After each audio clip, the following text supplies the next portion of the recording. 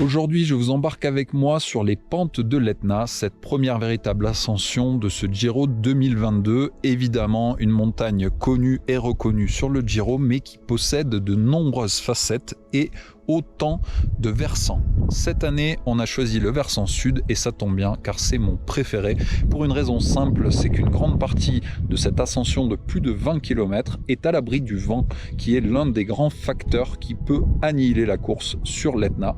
Étant une montagne placée au cœur du Nil, forcément elle est aux quatre vents et bien souvent par le passé, le vent a empêché de nombreuses attaques, sauf lorsque l'on passe par ce versant sud, même si cette année ce sera une petite variante de celui qui avait été escaladé en 2018 avec une victoire ici même de Esteban Chavez devant son coéquipier d'alors, Simon Yates.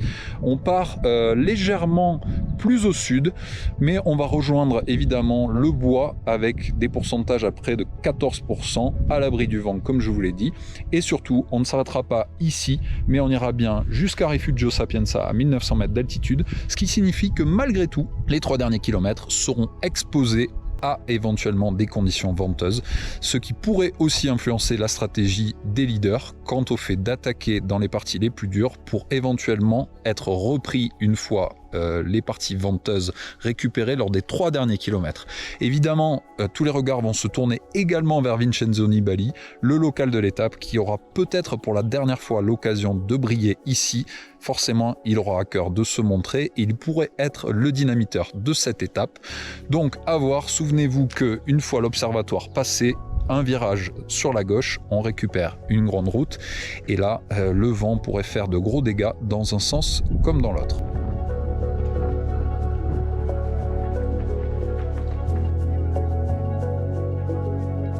Voilà, c'est ici que prendra fin cette étape à Rifugio Sapienza, 1900 mètres d'altitude, lieu privilégié de stage de préparation à ce Giro justement, notamment pour nos coureurs français Arnaud Démare et Guillaume Martin, qui cette année y ont passé plusieurs semaines d'acclimatation et d'entraînement en altitude. Néanmoins, 1900 mètres, c'est peu par rapport à l'altitude du sommet de l'Etna, qui est aujourd'hui dans les nuages, 3350 mètres, d'où un des fantasmes récurrents des organisateurs du Giro, d'aller plus loin, telle la super planche des belles filles, en utilisant des sentiers gravel qui existent un peu partout autour de la montagne.